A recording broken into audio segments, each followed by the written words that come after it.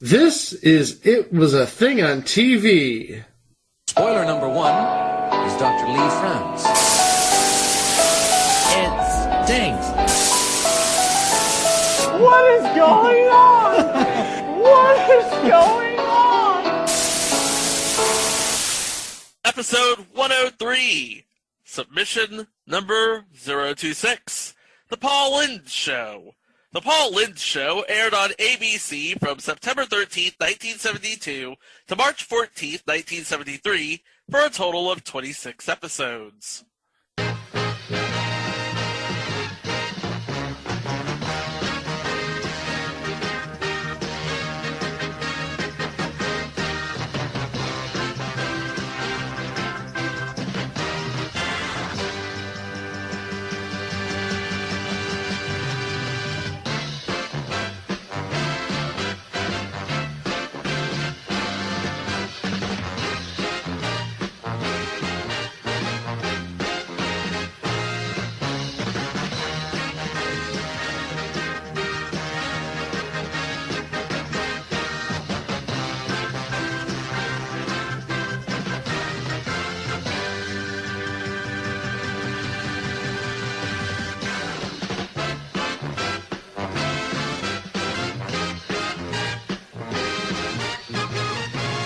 Close your eyes, Greg.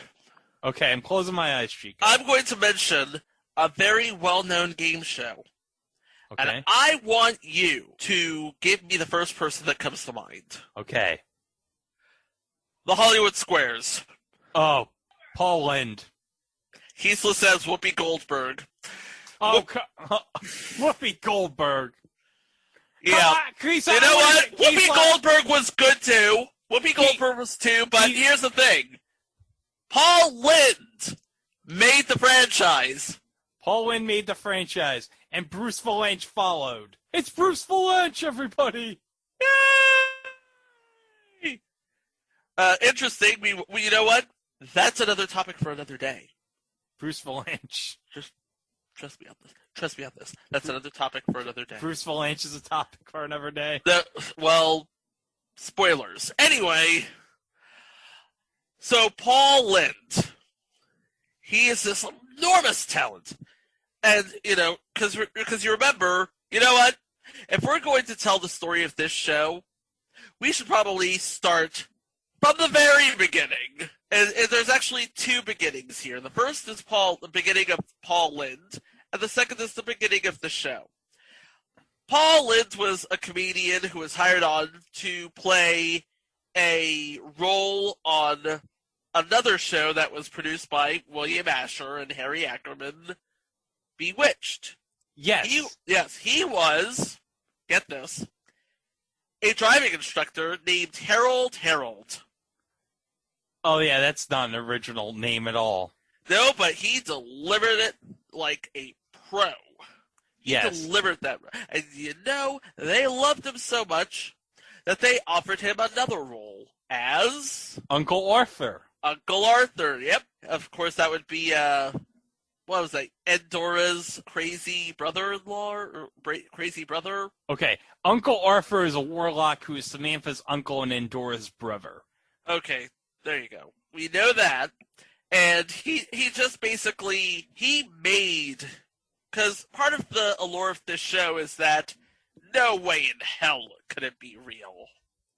Oh, Bewitched? No. So Uncle Arthur just took that sort of mystique and ran with it. And he ran with it for 6 seasons on Bewitched, and, well, they wanted more.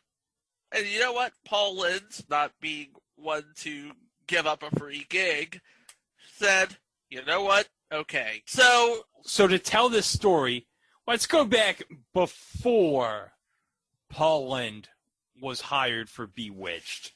yeah. Okay, before Bewitched, he was known primarily as a stage actor, a stock stage actor. And one of his most memorable roles was in a Phoebe Ephron play called Howie, which told the story of a conservative father whose daughter just came home from college with a know-it-all husband Oh. So this who was insists on meddling in everybody's affairs. So this was like all in the family, kind of without the racism. Yeah, it was all the family, but not as social. So they developed this pilot, Howie, for CBS in 1962, initially as a replacement for the Dick Van Dyke Show. But when the series was saved from cancellation at the last minute, plans for the show were shelved. But the concept William Asher liked so much, he decided to bring it back for ABC as a replacement for Bewitched. Which makes sense because, again, Bewitched, Uncle Arthur, Paul Lynde's show. See where we're going here? Yeah, and of course you got William Asher. And not only that, but it felt like a glove coming out on that same network. Yeah, so, I mean, everyone at ABC, the audiences are familiar with Paul Lynde, so you think this is going to be magic. Yeah, this is going to be magic. Paul Lynde can deliver a line, let me tell you. I don't know if you've ever, you probably have the record of zingers from the Hollywood Squares, but he could deliver a line. It's like Hollywood Squares or his stage show or Bewitched. He could deliver a line, and you know, that was all him. That was his thing. That was his shtick. That was his raison d'etre. It was all that. Yeah. In fact, we're going to play some Hollywood Squares zingers from Paul Lynde right here. For $500 in the tie game, true or false, every day, about 10 million American women take the pill. And I can name them all.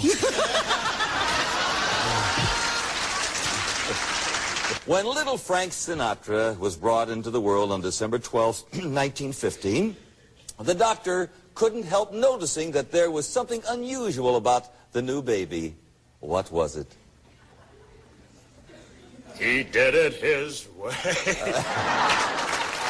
Paul, true or false, according to the Bible, you, Paul Lynde, you are a sinner. As long as they spelled my name right. There you go. There you go. Yep. Nobody could deliver a line like Paul Lynde. Nobody could deliver a line like Paul Lynde. Helps matters immensely that Paul Lynde actually did the stage version of Howie. So you take that concept, take that actor, put it on the year after Bewitched was canceled, because Liz Montgomery was not interested in continuing the series. Divorce will do that to you. The Paul Lynde show, because Paul Lynde, he still had a contract, so William Asher created, well, when he said created, I mean directed, and commissioned Ron Clark and Sam Bobrick. Yes, same Sam Bobrick who created Saved by the Bell. What? Yep. Oh.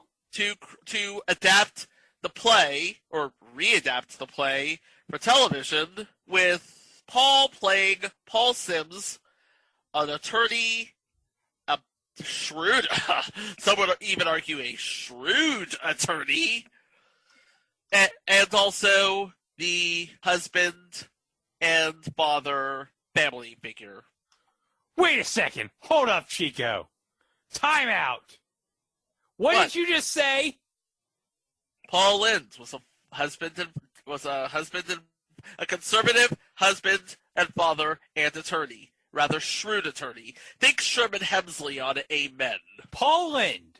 Paul Lynde. Married. To a woman. To a woman. To a woman. Paul Lynde married to a woman. Married to a woman. Paul Lynde got married to a woman, and the two got busy, okay? Are we sure this is not a science fiction television show? You would think that, but no. Let's be fair. They might have adopted the kids. We don't know. We don't know if they're biological. We don't know. We don't know, but the love was there. He loved his wife. He loved his kids. There was one person he did not really love at all. I wonder who it is. Yeah. Again, what's the subject of the show? Howie. Yeah. That, of course, would be Howie Dickerson, Barbara's new husband. And here's what it says about Howie Dickerson from Truth by Consensus Wikipedia.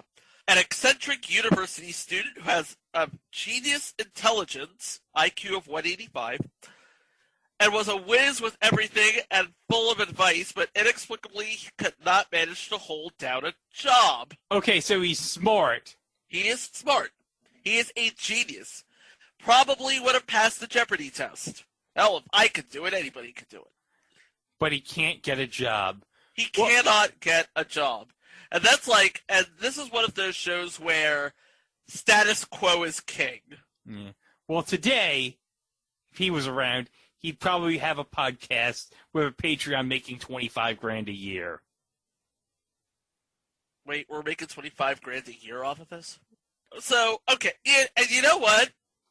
If Howie Dickerson was around today, he would be an influencer, wouldn't he? Yeah, he'd definitely be an Instagram influencer.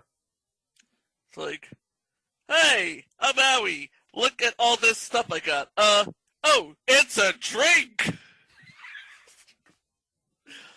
I drink this and I'm not thirsty anymore and it's awesome and you should try it out. Yeah, he gets paid $2,000 every time he says that. Yeah, especially since he's in L.A. Well, a fictional paralogue of L.A. because the fictional city of Ocean Grove, California. I have to wonder if Power Rangers ripped that off. Anyway, so at the beginning of the series, it was more like the misadventures of Howie and Barbara in their new life as husband and wife while they're still students. And to be clear, Howie is a product of the flower generation. He's hippy-dippy flower power, leathercraft, beads, long hair, mother, what's going on? He's all that. Yeah, I mean, this is the early 70s. We're a couple of years removed from Woodstock. Vietnam War is still going on. Free love on the free love freeway. Yeah. Marijuana. Not that there's anything wrong with that. No. We won't judge you. No. But Paul Lynde will totally judge you because and you know what? Part of what makes this show, everybody was the foil. Yes. It's like his wife was Paul's foil. His daughter was the foil, but nobody played the foil more than Howie. So this could have worked with, anybody because Paul Lynde was one of those people who could work with anybody. I don't think anybody could keep up with him, though. No, I think that's the problem here. Yeah, let's talk about the cast here. We can make another episode about Paul Lynde.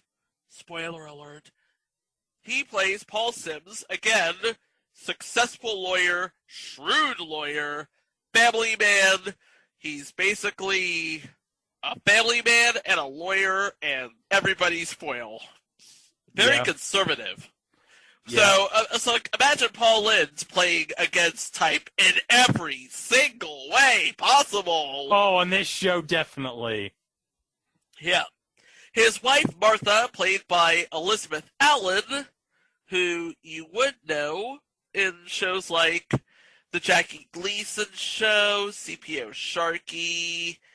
Oh, feature installment CPO Sharky. Mm-hmm. And Another World and Texas. She was in one of my favorite episodes of The Twilight Zone, The After Hours, where she was playing against Dan Francis, saying, well, it's like, yes, you are a mannequin, but you can only be a human for a week. Oh, well, that's not so bad. She's a human for a week. Yeah. Paul Lynde's eldest daughter, Barbara, was played by Jane Actman, who I really don't remember from anything.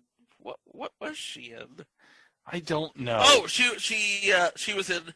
Oh, sorry, I should say the late Jane Actman. Yes, because she died a couple years ago, exactly 2 years ago, on this October 30th at the age of 69. But she played Bonnie Murphy on Wonder Woman for 2 episodes. Actually, she played two people, 2 different episodes on Wonder Woman. And she was also in the future installment 3 for the Road. I don't know what 3 for the Road is. I don't know either, but it has Alex Rocco, Vince Van Patten, and Leif Garrett in it, so I figured... Alex Rocco, Vince Van Patten, and Leif Garrett.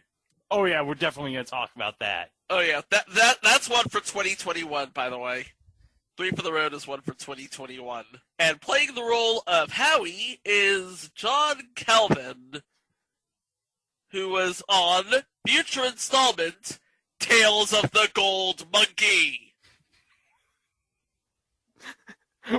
What's Tales of the Gold Monkey? Is that based on the LucasArts game?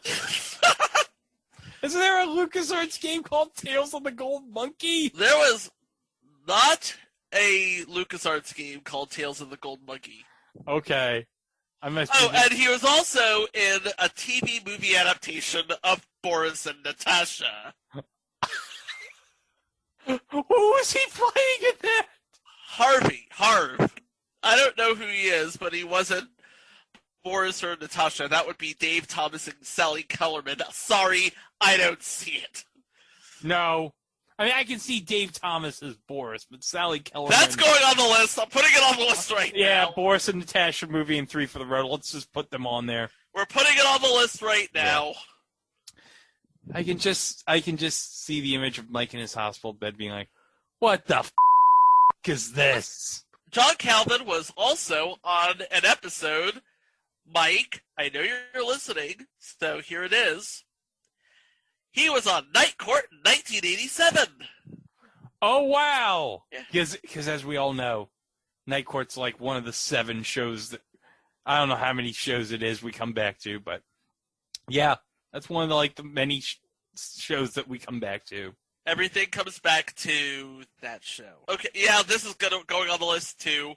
Future installment, What Really Happened to the Class of 65. I don't know what that is. I don't know what it is either, which is probably why it's going on the list. Well, I hope it asks what really happened to the Class of 65, because I don't know.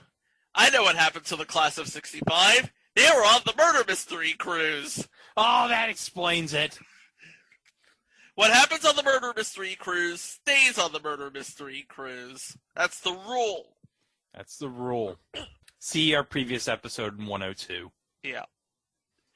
So, and then there's another daughter, Pamela Verdon, who played little Sally Sims. Oh, yeah.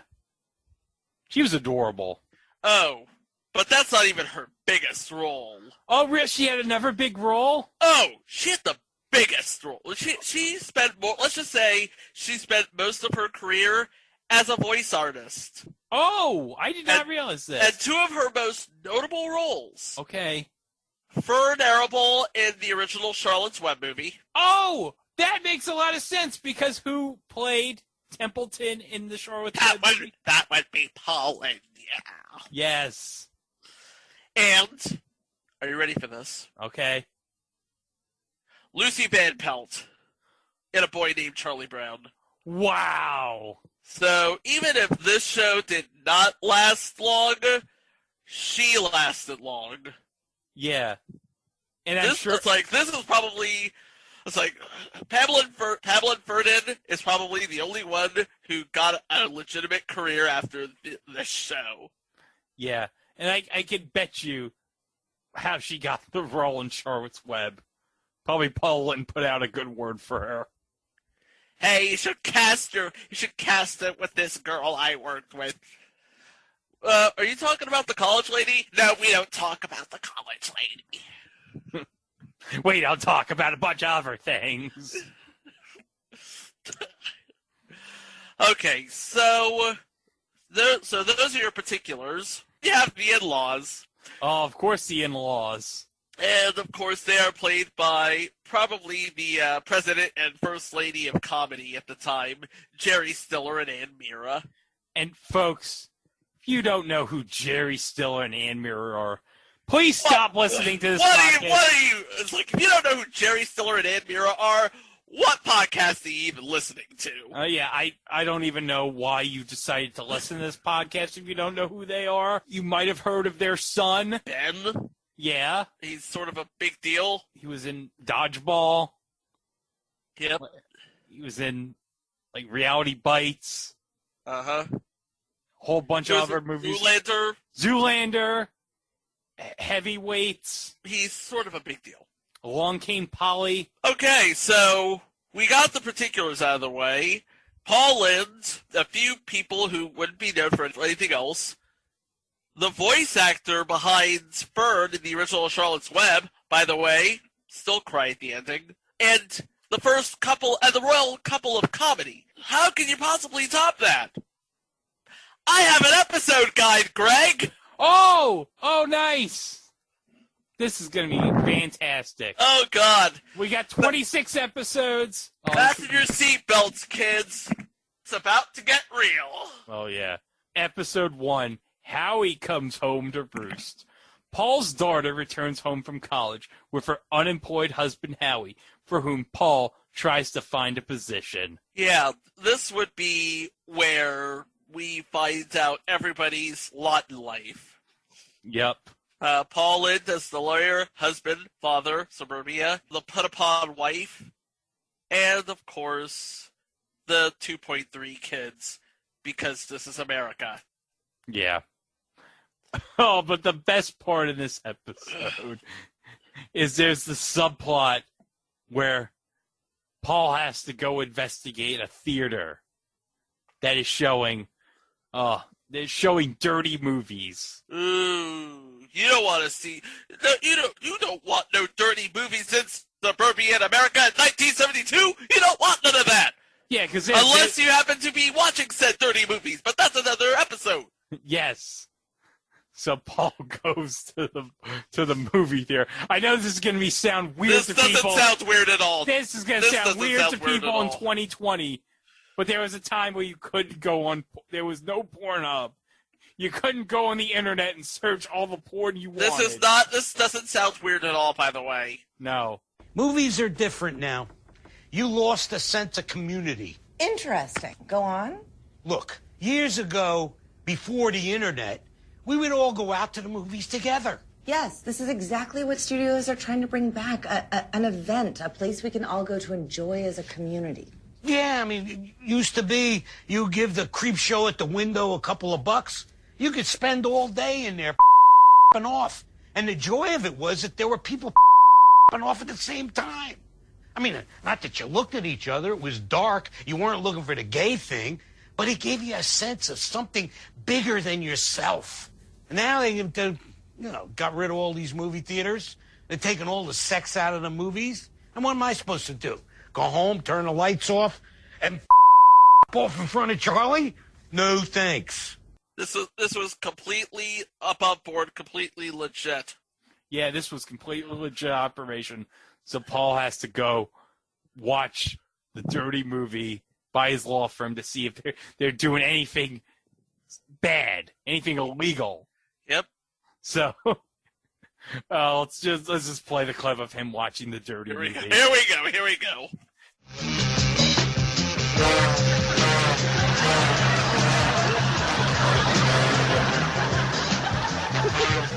Oh my goodness.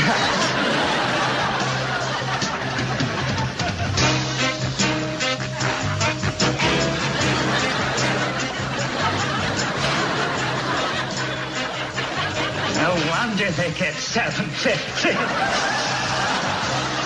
What do you mean, shh? Nobody's saying anything up there. Oh my goodness.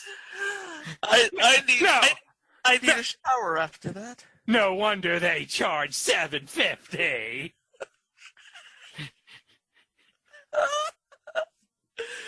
This was peak Paul Lynde, ladies and gentlemen. No wonder they charge $7.50. This is Paul Lynde. This is the Paul Lynde y'all know and love, by the way. Oh, the facials he gives. You don't even have to, like... Yeah, it's like, Paul Lynde is the kind of he was the kind of actor, you would know what was on his mind if he said it. You would know what was on his mind if he didn't say it. Yeah. It was brilliant. It was absolutely brilliant. And you know what else was brilliant? The guest list. I don't know who Hope Summers is. I do know who Dick Van Patten is. Yes, because Dick Van Patten plays the person that's showing the dirty movies in the theater. Dick Van Patten? But he was America's father in the 70s. Sort of. But with some good words from Howie, Dick Van Patten's like, you know what? I'm going to stop showing dirty movies here in this theater. I'm going to show some clean, wholesome entertainment because Howie has taught me the way. Yeah, do we know he actually stopped showing those dirty movies? Oh, it was in like a headline in Variety. Oh, okay. All right, episode 2, Whiz Kid Sizzles as Quiz Fizzles. Paul Sims' encyclopedic-minded son-in-law goes on a television quiz show, hoping to earn enough money for him and his wife Barbara to move into their own apartment. I can relate to this. I too, am an encyclopedic-minded sort. I, too, have gone on a television quiz show, hoping to earn money for me and my wife to move into my own apartment. Except for one thing. Still not married. Still not married. Call me. Anyway. And again, because high 70s, game shows are about to blow up huge. And one of the people, Jimmy, a guy named Jimmy. Not little Jimmy, a guy named Jimmy. There's a guy named Jimmy, played by Anson Williams. That Anson Williams? That Anson Williams. And then there's a guy named Bill, played by Jonathan Daly, a guy named Herb, played by J.J. McNish, and the host of the quiz show, Roy Rowan. Who that guy be? I have no idea. Nobody knows who Roy Rowan is. Okay. So he's in that Ann Risley category. Well, actually, he was during the 70s. He was a perennial that guy from That Thing. But back in the day, he was the narrator for the CBS radio. Ooh. Yeah, he announced all the openings of I Love Lucy, Lucy's show, and Here's Lucy. So he was more known for voiceover work than he was for actual acting. He was a disembodied voice. Listen, when we were recording this episode on a Friday, we didn't realize that Antenna TV, like 2 days later, was going to air the episode. Yeah. And I'll tell you right now, Greg did all the heavy lifting on this because it seems like my local station, which had Antenna TV, dumped it out in favor of, I don't know, something else. It doesn't really matter. Okay, we've already said the plot, Howie goes on a game show. Yep. And Anson Williams is on the episode. Contrary to what I said on Friday, Anson Williams as Jimmy, he's just a friend of Sally's. Because Sally was going to go over to his house and study. And Paul, because he's Paul, had a bit of a conniption about it until he actually met Jimmy, and turns out he's the son of the big shot sponsor of the quiz show, and turns out they want to pay him cash. They want to pay Howie cash money for all of his answers. Oh. No, that's not good. No. But yeah, Anson Williams, think about Anson Williams as Jimmy. There is a lot of do you know who my father is on this episode. Oh yeah, there's a lot of that. So anyhow, like I said, Greg did all the heavy work. I was able to get a copy of the episode. I watched it at work today, and whoo. Yeah. You know, on that game show set, there was so much orange, my TV was going to tap out. There was... I haven't seen a set that orange since Match Game. And this was the 70s, mind you, so... And this would have been like a year before the 73 version of Match Game, because it hadn't premiered yet. Nope, it hadn't premiered yet. If you remember CBS back in the day, their sets for their game shows were very brown. Muted, warm colors. Okay, so Howie, because he is Mr. Smart Guy, decides to totally pile it on and ultimately wins it. But here's the thing. This is where Howie's sort of conscience to a fault comes in, because one of the answers that was given by his opponent, technically a correct answer, and Howie just would not let it go. Howie, that is absolutely right for $1,000, plus another $1,000 for becoming our new champion.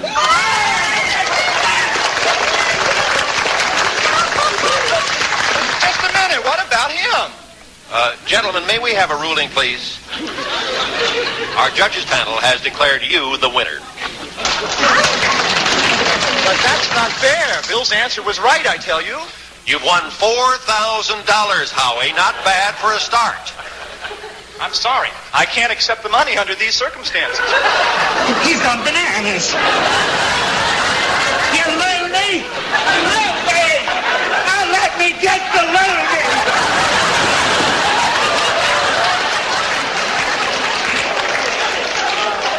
And now we have a brief message from our sponsor. When Howie gets home, I'll have a brief message for him.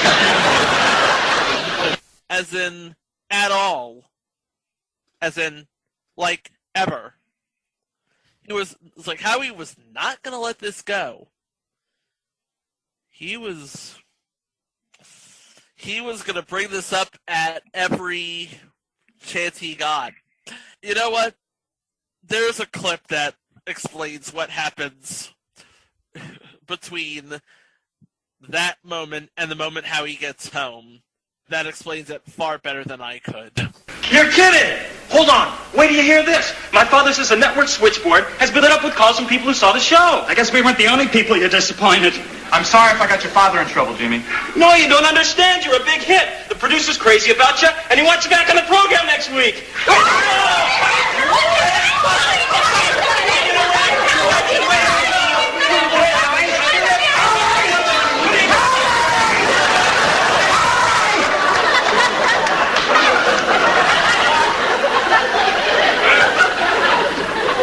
Howie, I'm proud of you. Especially your integrity. I don't know what to say. Will you do it? Do you want me to do it, Mr. Sims? Dad. I'll do it. You only got this, Howie. I hope not. And I hope the MC isn't sore at you. Why? Because he made a little mistake and Howie corrected him. It happens all the time. Didn't you tell them? I didn't think it was important. Tell us what? Well, the MC accused me of sabotaging the program, and he called me a jerk. Oh, really? Well, I'm afraid I lost my temper. Howie, I punched him in the nose. The MC? Boy, he's the client's nephew. And you didn't think it was important. Why, you big jerk. Did he like threaten the host or something? He punched his nose in. Threaten what? Can't threaten. He punched his nose in. Why would he do that? Because he has no idea how to act in public, I guess. I don't know. Like we'll say later on the episode, for a guy with a bit high IQ, Howie is not that bright. You know who he reminds me of? Who? Dauber on Coach. It's like, yeah, he's smart, but he's not really that smart. He has no common sense, I guess. Are we saying that Howie on the Paul Lynde show was the 1970s Patrick Star? Yes, that's exactly what we're saying. That sounds about right, yeah. Okay, so doesn't Jimmy get like a call and Paul figures it all out at the end? And you know what? Just play the clip. Yeah, let's play it. Just play the clip. Hello? Yes, he's right here. Hello? Sure, Dad, but... I know, Dad, but... Well, they got Howie sore. Yeah, I'll tell him. Let me save you the trouble, Jimmy. The sponsor just talked to the producer, right? And they don't want Howie back, right? In fact, they wish they could eliminate him retroactively. I'm going upstairs and go to bed. I'd like a cold compress, a pitcher of martinis, and hold the remote. Want me to come with you? Only if you don't mind watching a grown man cry.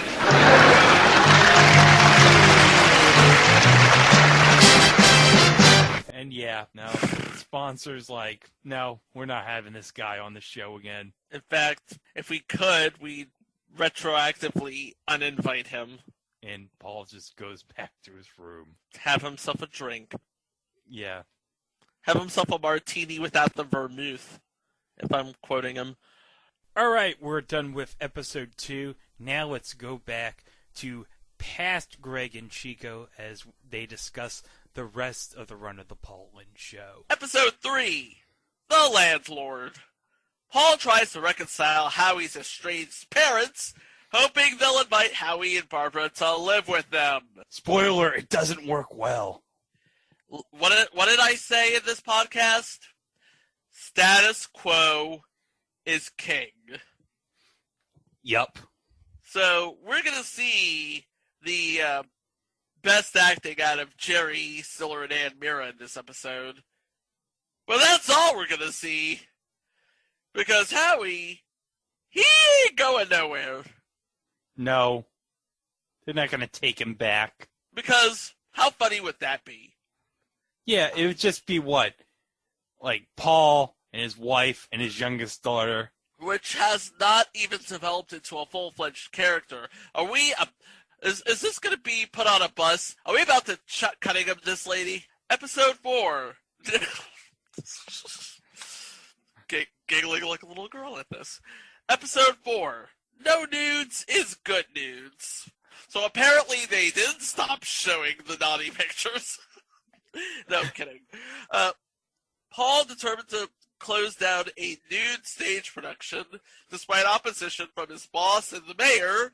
Is embarrassed to learn his son-in-law has accepted a role in the show. Oh, no! This is Howie we're talking about, and this is Howie's lot. Howie's lot in life is the slacker hippie, and nothing says free love but then giving your all to a performance. Hey, you know what? Howie's a progressive guy. I'm not going to judge him.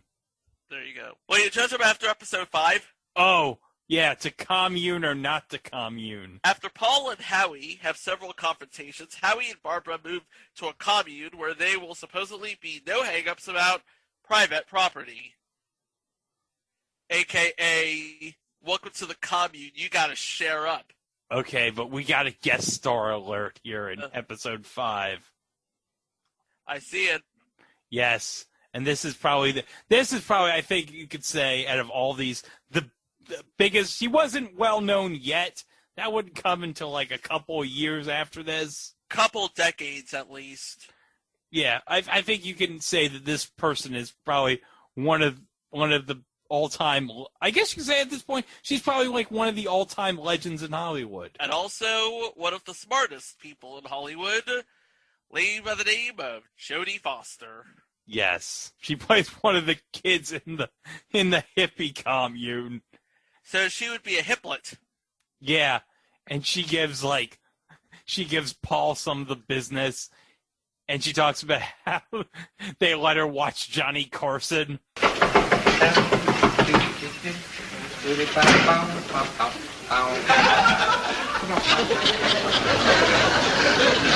Our Howie and Barbara Dickerson here. Are you the fuzz? No, I'm not the fuzz. I'm not supposed to let the fuzz in. I'm Barbara's father. I'm not supposed to let them in either. Let me talk to your mother. Which one? Huh? Well, all the girls here are my mother. Just what a father wants to hear. Pardon me, young man, but I'm looking for Howie and Barbara Dickerson. He's meditating. Well, can he hear me? Only if you're Buddha. Look, I'm not going to stand here and play straight man to you. I want to talk to Howie. Hey, Jericho. Yo. What happened to that goat cheese I bought this morning? I ate it. Everything I put in the refrigerator, you eat. Well, that's why we took you in. You have good taste. What's his problem? His cheese is your cheese. Daddy, what are you doing here? Same thing all the straights do. He's going to talk you into coming home. Why aren't you in bed? Well, I'm staying up to see Johnny Carson. Remember, Johnny Carson would still be on. If you have the Johnny Carson TV on Pluto, you know that Johnny Carson was on a very long time. So Johnny Carson would be like, what? Like a decade into his run at this point? About a decade, yeah. Yeah. So we're starting to see the running joke here. Episode 6. How to be unhappy, though poor. Paul has a few days off, and in order to get his genius son-in-law out of the house, and hopefully into a job, tells him he's been fired.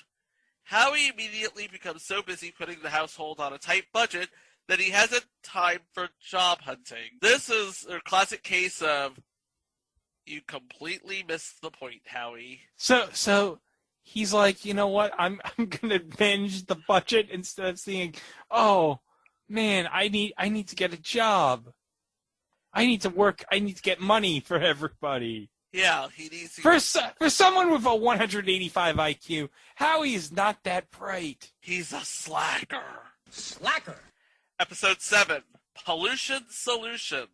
Paul's home is full of demonstrators against a polluting oil company when the president of the company, Paul's client, arrives for a consultation. Oh, this isn't gonna be awkward at all. Yes, so you have shenanigans all about in this episode as we have Paul, the firm he's representing, versus Howie and his hippy-dippy friends. yes. And not only that, but Sally is covering the protest in the house for a school project. This is just going all over the place. Yeah, this plot is bonkers. This is weird. It's like, this is the weirdest thing I think I've ever seen. And I'd like to say I've seen a lot. But we all know what happens because status quo is king. Right, Yeah. Greg? Yes. Episode 8.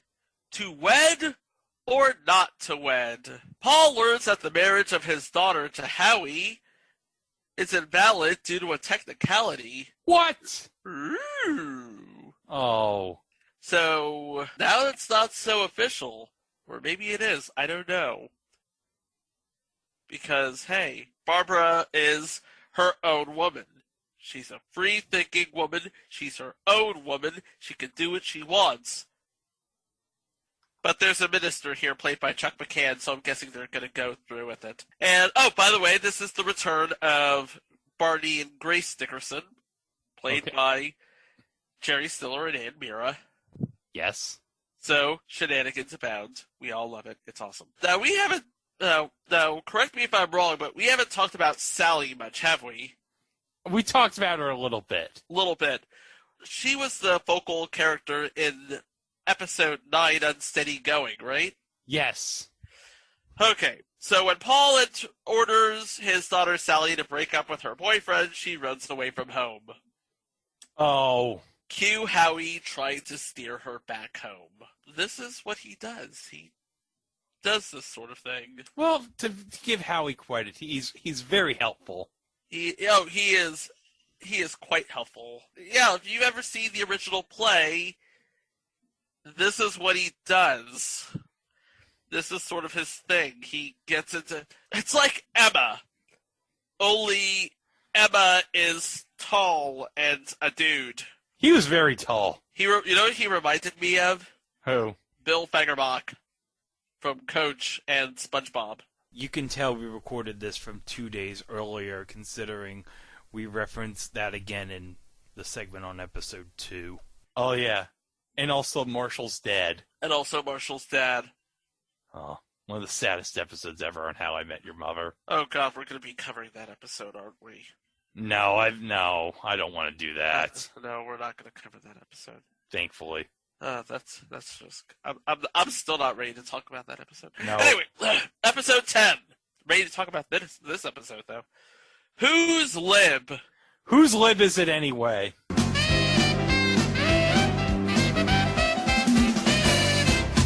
Paul's hopes for a gorgeous girl as a vacation replacement for his secretary fade when son-in-law Howie applies for the job. Good night, everybody.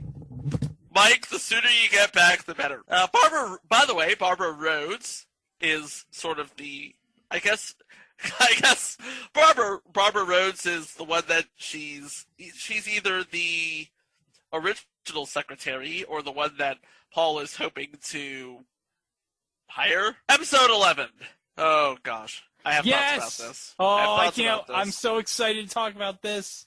Meet Aunt Charlotte. Paul invites a Japanese tycoon to dinner, but instead of talking business, the charming Oxford-educated man's attention is devoted to Paul's visiting sister, Charlotte, played by Charlotte Rae. Girls! Now, I love Charlotte Rae as much as anybody. I mean, I loved her in Facts of Life. I loved her in Different Strokes. I love her in the TV movie adaptation of The Worst Witch with Veruza Balk and Dame Diana Rigg. Oh, you know what I loved her in? What? Future installment, Thunder in Paradise. She was in that, though! She was in Thunder in Paradise with the Hulkster and Chris Lemon. You know who else was in this episode?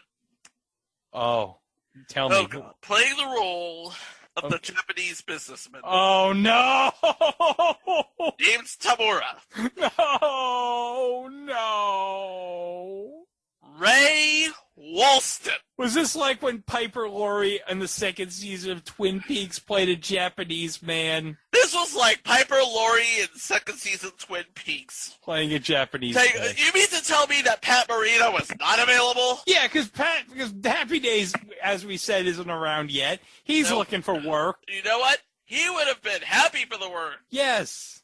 Oh, God. There is absolutely nothing right with this casting. I'm sorry. You know what? I loved Ray Walston in My Favorite Martian. I love Ray Walston in Picket Fences. But there is absolutely nothing right with this casting. No. Like, what even are you... It was like, oh, babe, William Astor, what is you doing? No, William, no. Why would you do that? Why? Just why? Okay. All right, dial it back. Episode 12. An Affair to Forget. A woman who left her husband shows up at the Sims home at 2 a.m. and asks Paul to handle her divorce. Playing said woman, I'm guessing, is Joanne Worley. Yes! We all love Joanne Worley on this podcast. Oh, Joanne Worley, she is the best.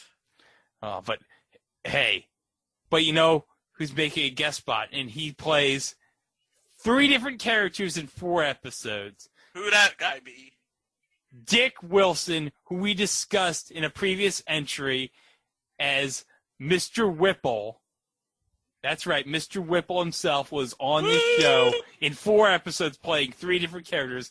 So in this episode, he's playing a character called The Patient. He's just the patient. Next episode, episode 13. Halfway through, kids. Martha's Last Hurrah. And Charlotte returns. While Martha, campaigning for a women's lib candidate for the city council, asks a male passerby for a couple of dollars for a really great woman, and is arrested for soliciting. You know, in retrospect, I can see where they might have gotten that idea. Oh. That could have sounded so much better. That could have been put so much better. in retrospect. Because a good-looking woman, Elizabeth Allen, asks for a couple dollars for a really good woman, you're not thinking about politics. No. Unless you're thinking about the politics of, hey. But guest starring in this episode as a character named Myron Campbell. Here we go. Bernie Capel. So Bernie would have been like fresh off Get Smart. Yes. And fresh off of Get Smart, a few years away from the Love Boat, you know. Yeah. And for more about Bernie Capel, go back to previous entry When Things Were Rotten. Here we go. Episode 14. Paul's Desperate Hour. Oh. I think Greg's ready for this. Oh, no. No. Howie and Barbara bring home a young black oh, God. Howie and Barbara bring home a young black boy whom they befriended after they tried to mug Barbara and Howie slicked him. Let's give Howie and Barbara credit. They forgave this man. They're like, you know what? We forgive you. Trying to change your ways. How about we invite you to dinner? It's Howie. It's Howie. It's Howie. But, you know, Paul's not going to be happy about this. By the way, James Watson Jr. as Leroy, the young man that, Tried to muggle. It's good thing his name wasn't Leroy Jenkins. Oh, Jesus. By the way, no way would that episode fly in 2020. Oh, no, not these days. Especially post-George Floyd. No, that would just be terrible. Absolutely terrible. Episode 15. No more Mr. Nice Guy. No more Mr. Clean. Paul's doctor advises him to avoid unnecessary excitement, so he makes a superhuman effort to be nice to his son-in-law, Howie. That's not going to work. We'll see. I can tell you right now, that never works. It's like, I'm trying to be, I don't need any excitement, so I'm trying to avoid excitement. Excitement will find you. Yes. It will. By the way, played the doctor, Eugene Trupnick, and Joe and Luella Patterson, played by Joshua Shelley and Helen Page Camp. I don't know who they are, but that's good to know. Yeah. Well, Chico, there is one guest star in No More Mr. Nice Guy. Oh, who's that? Playing the role of Karen is Marcia Strassman. Hold up.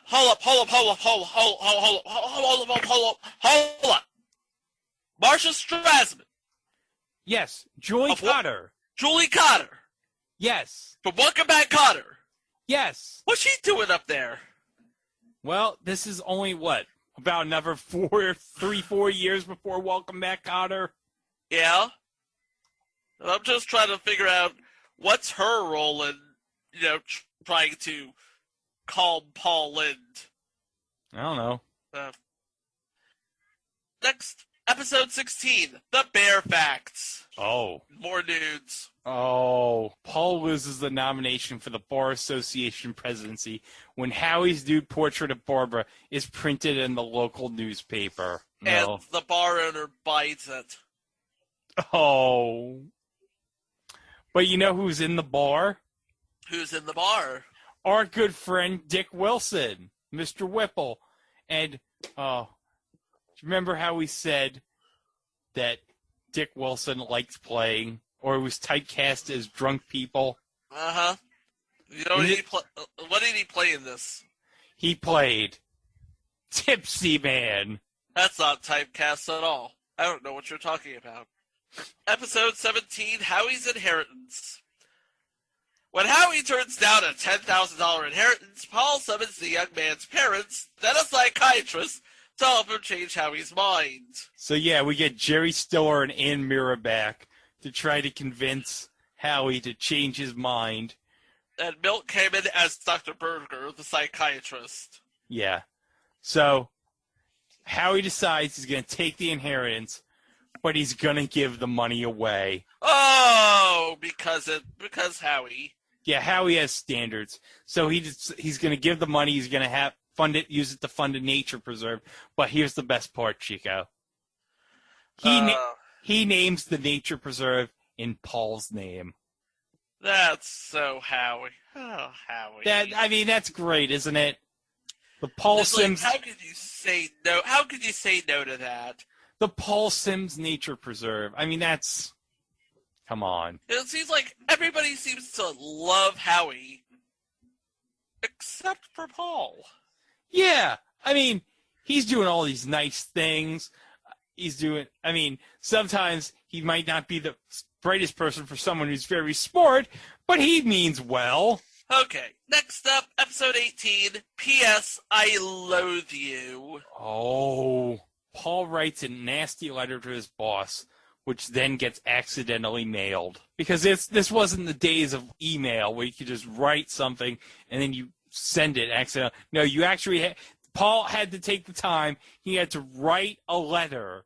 Yeah, he wrote a letter to his senior law partner, didn't intend to send it. The dry cleaner sent it anyway.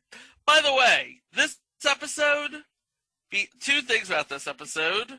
One, hey, look, it's Dick Wilson. And two, the writers of the episode.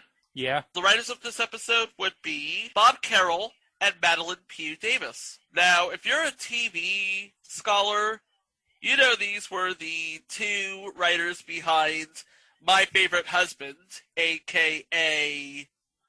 I Love Lucy. Oh, yeah, didn't they write for future installment Life with Lucy? Yep. So this is comedy legends in terms of writing right here. Oh, yeah. I'll tell you, by the way, Life with Lucy will tell you exactly why that failed. Oh, yeah. And we just mentioned it. Uh-huh. But that's another episode. Oh, episode 19. I liked this one. Oh. The unbelievable chemistry between Paul Lynde and everybody else, and Howie and everybody else. The congressman's son. Paul loses a big job representing a congressional committee when Howie changes a congressman's son into a hippie. Oh. Yeah. No. Yep. I'll tell you right now, Gordon Jump and Paul Sorensen are Willie's new co-workers. Because remember, this began when Paul got Howie a job. Working for a congressman. Oh, that's good. And congressman was played by Tom Bosley. I say, Brian, look. 3 rows down. What? Is that Tom Bosley? What would Tom Bosley be doing on a train in Switzerland? I'm almost certain. Tom! Did he look? I don't know. Well, if I yell, you have to watch. Tom Bosley! No, it's not him. Okay. Oh, hold on. There's another guest on this. Oh, wait. Did we already mentioned Gordon Jump? Yep. I was trying to put my finger on who that person is who kept punching Paul. Yeah, it was Gordon Jump. Yeah, because Paul knew. Stay the hell away from that bike shop. Episode 20. Out of Bounds. Apparently insoluble complications ensued when Paul learns that his back fence is a foot inside his neighbor's property. Oh, yeah, and there's this funny part in the beginning where Paul's having trouble getting a lawnmower to start.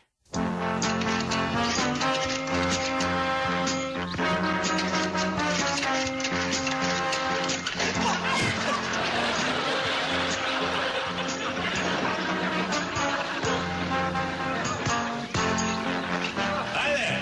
Hi. Have you tried choking it? I even tried kicking it to death. I suppose you've got your gas line open in your air vent. I suppose so. If it doesn't start soon, I better trade it in on a goat. He kicked the lawnmower. I think he kicks the lawnmower, and it goes right into the pool. Oh, yeah, there's something that we didn't mention. There was like an indoor pool on the set of this show. Wow. And there was all sorts of shenanigans at the pool. Like, Paul would go into the pool.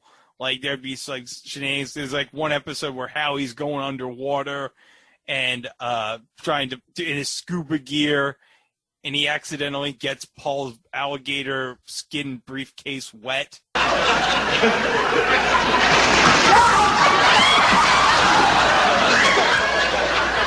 Sims, if you're looking for me, I'm over here. Thanks to you, my briefcase fell in the water again. I'll get it. Don't Don't you dare touch it. Maybe I can fish it out with this.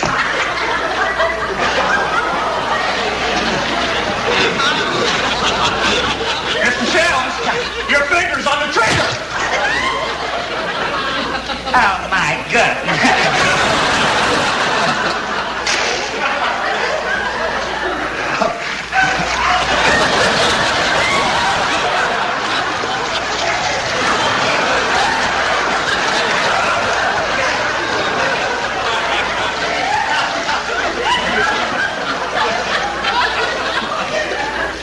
You got him right in the soft underbelly, Mr. Sims. My alligator briefcase.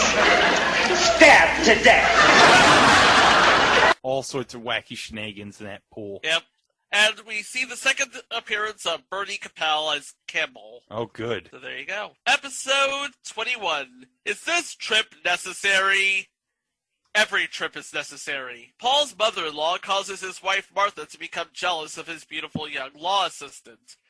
Of course, we have the mother-in-law played by Mabel Albertson, and the law assistant played by Elaine Giftis. Which, yeah, you totally get that. By the way, the mother-in-law story continues to the next episode. Oh, this isn't a timely title at all. Yeah, this whole series is pretty much dated. Yeah. Okay. Everything you've wanted to know about your mother-in-law but were afraid to ask. Paul gets bar-side advice from a psychiatrist on how to handle his mother-in-law. Psychiatrist, played by Alan Hale Jr. Skipper! Yay!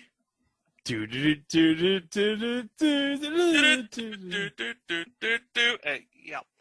Do we see Dick Wilson at the other end of the bar? Well, do we? I don't know, but he's playing the character of George again. So he was probably at the bar. Probably. Getting drunk. George the Tipsy Man. Do we know that George was the Tipsy Man? That's another one of the lifelong questions there. Yeah. I mean, we could have just watched the entire series on Intended TV to prepare, but no, we didn't. Sorry. Episode 23. Back Talk. With deceit and cutting fail, Paul sees no way out of taking his wife to the annual charity dance. Again, check out the guest stars. Dick Van Patten returns as Dr. Willis. Wait, no. No, he's playing a different character. Playing a different character. Yeah. Maybe he's related to the guy that was running the porno theater in the first episode. Who knows? Maybe. We also see Herbert Anderson, late of Dennis the Menace, and more than a handful of episodes of The Brady Bunch. Yes, Herbert Anderson was on The Brady Bunch. Look it up.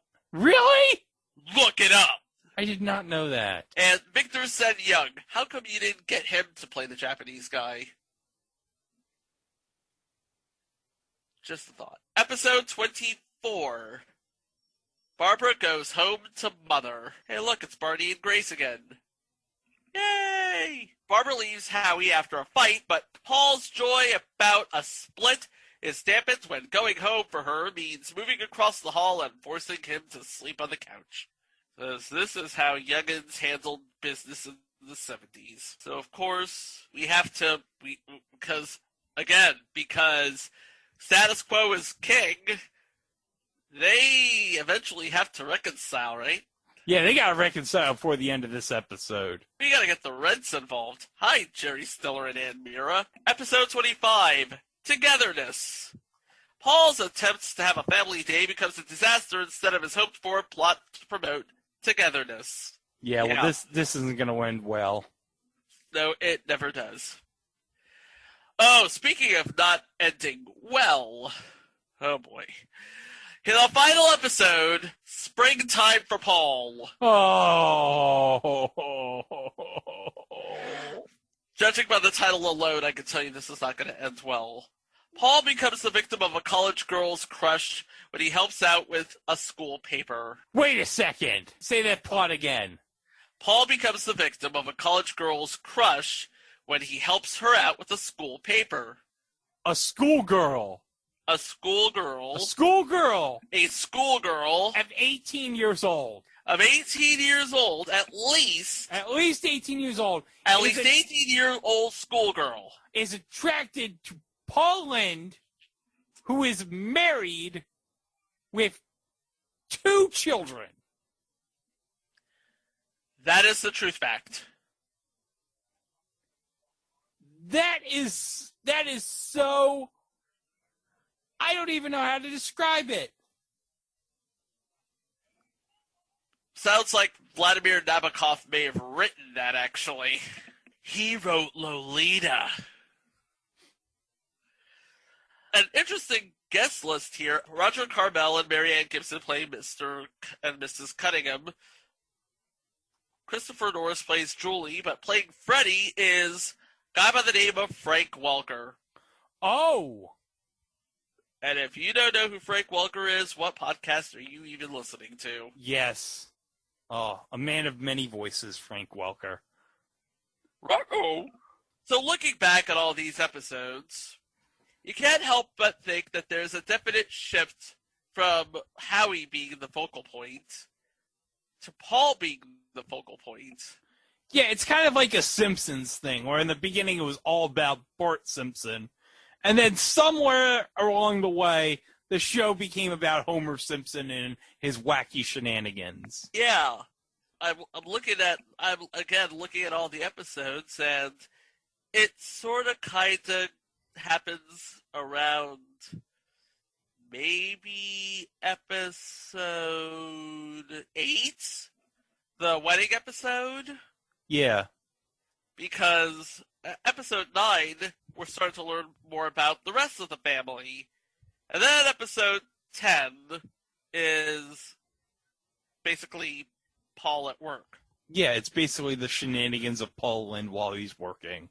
Yeah, but you still get a little bit of Howie, this show definitely starts to play more to Paul Lynde's strengths than all of the other casts. Yeah.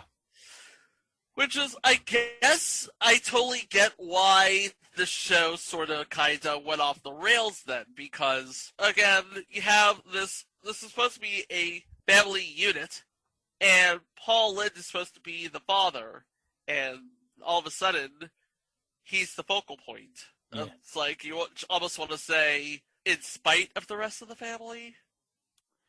Well, one of the problems with this show was, okay, what was opposite it on ABC on the schedule? This show is on ABC. Yes. On NBC, it was Adam 12. Yes, a big hit for NBC. And the biggest hit on CBS, up to that point anyway, the Carol Burnett Show. Yeah, this show didn't have a hope in hell. No.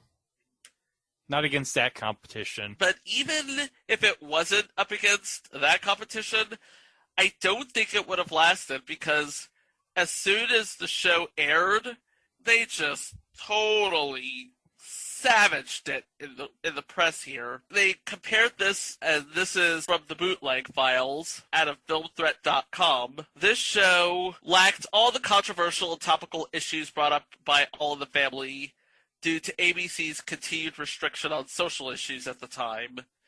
Remember, this was the same network that aired The Brady Bunch and The Partridge Family. This was despite Lynde's rewrite of the show's dialogue in an effort to make the show more lively and comedic. Yeah, you can see why this didn't work. Yeah, basically, they tried to... It's like they tried to fit a family show around a guy who was, to be honest, not used to being a family man. No. Nothing about Paul Lynde says family man. Like I said earlier, it's like Paul Lynde was playing against type in every way, form, or facet. But you know what? He is the professional. He somehow found a way to make this work. He gave his all to that role. You can watch the show, and you can tell that he was not holding back anything. Yeah. This was Paul Lynde, well, outside of Hollywood Squares, this was Paul Lynde at his Paul Lindiest. Yeah. So, of course, after this show was canceled, Paul Lynde would go on another show on ABC and join the cast of a failing show in future entry, Temperatures Rising. Yep. Yeah. I don't think that's on the list. We're going to include that. It's going on the list right now. Yeah, well, we got to look. I hope I didn't put that on there. But yeah, Temperatures Rising. We're definitely going to cover that at some point. It had Cleavon Little in it. Oh, yeah. We're definitely going to cover that at some point. Oh, yeah. Paul Lynde, Cleavon Little. We're definitely going to have to cover that immediately. Yeah. But yeah. But Paul Lynde had to fulfill his contract to ABC. And, well, one of the last things he did to fulfill his contract with ABC, we'll cover eventually. Wink, wink. But this show has kind of found recently some new life because a couple of years ago, Antenna TV aired the entire run of the show. All 26 episodes. All 26 episodes on New Year's Eve 2018. And we have the promo for it right here. You may know him or have forgot he was funny with that witch. And when New Year's Eve had an empty slot, Antenna TV made a switch. By design we picked the Paul Lynde Show, cause his last name at the least sounded like the middle of Old Lang Syne, so we made a TV beast. It's called the Old Lang Syne, my friend, the Paul Lynde Show Marathon. The show is rare and we hope you'll watch New Year's Eve from 6 to dawn. Old Lynde's Old Lynde's son. Get it, Chico? Old Lynde's son. Because his last name kind of sounded like the middle part of Old Lang Syne. Yep. Yeah. That is the cleverest way for a New Year's Eve marathon ever. Because his last name kind of sounded like Old Lang Syne. Yep, Old Lang Syne.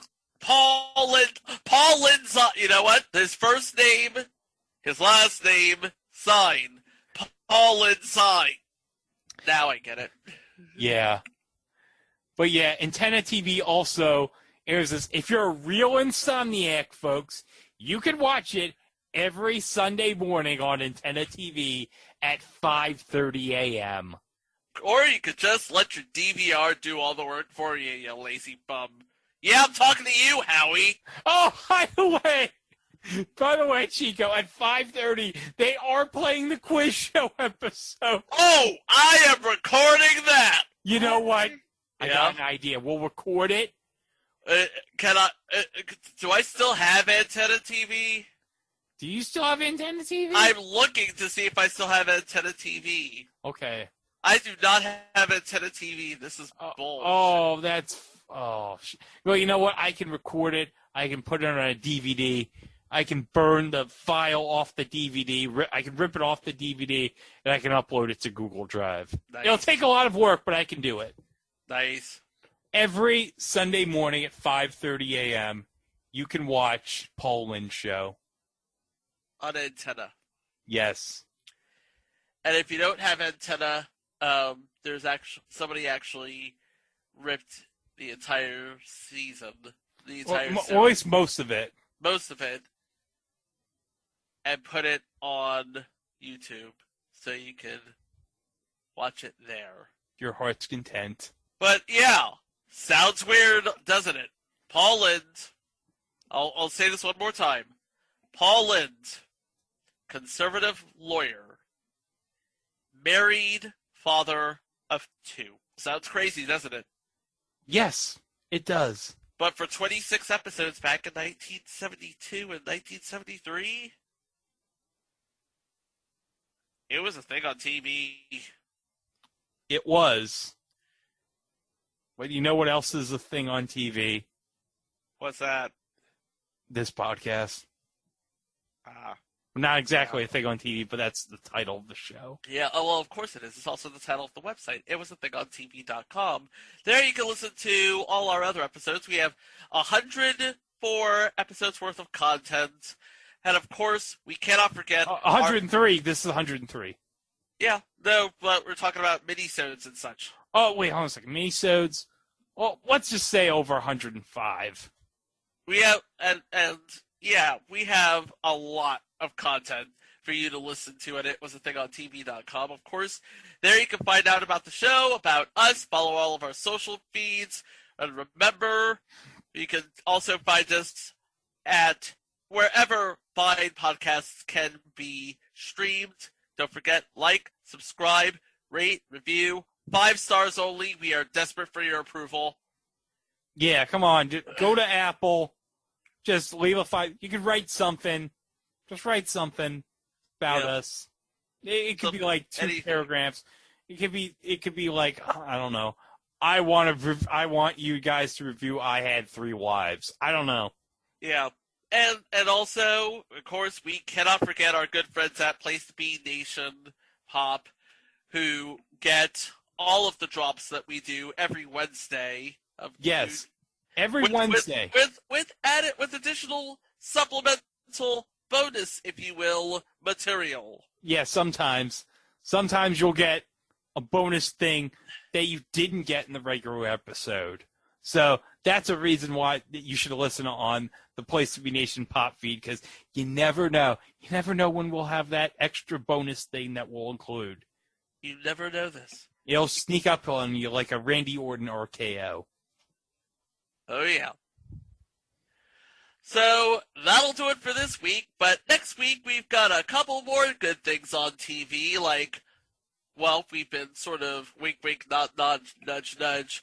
You know what I'm saying? Let's just say this episode that you just listened to is part 1. Yes, it's the lead into another thing that I teased. You teased it. Yes. And we're going to cover it. Yes. And we are also going to cover... Greg, what else are we going to cover? We're going to cover something that's very timely for this time of month. Oh, yes. Yeah, we already covered one episode this month about baseball. But you know what? We decided, you know what? You need more baseball? We need more... Más baseball? We need more sitcoms that have a baseball episode. Baseball bueno. America be very, very good to me. Thank you, Chico Escuela. But we found one, and it's a doozy. You're going to want to tune in for that. So until then, this has been my good friend Greg Dieter. I've been Chico Alexander, and we'll see you next week with another thing on TV. Wow! $7.50? For what? For everything. Here. What time does the movie start? Does it really matter? You may not believe this, but not too long ago, I saw Snow White here. What a coincidence. Just next week we're showing Snow White makes out with the 7 cycle freaks. Shame on you. To think you're probably someone's grandmother.